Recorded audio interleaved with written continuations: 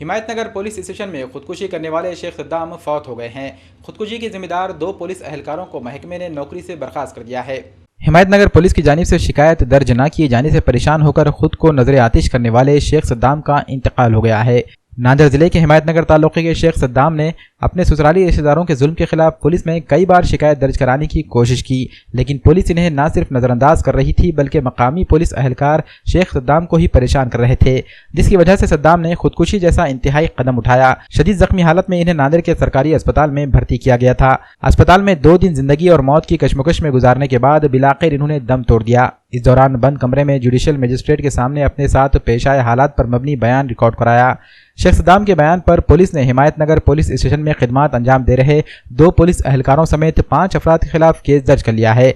जिला एसपी ने पीएसआई ज्ञानोबा काड़े और हवलदार राणे को मुलाजिमत से बरतरफ कर दिया है। शेख सद्दाम की लाश को पोस्टमार्टम के बाद अफराद खाना को सौंप दिया गया है। इस पूरे मामले में एडवोकेट अरशद ने कानूनी मदद और रहनुमाई फराहम की है।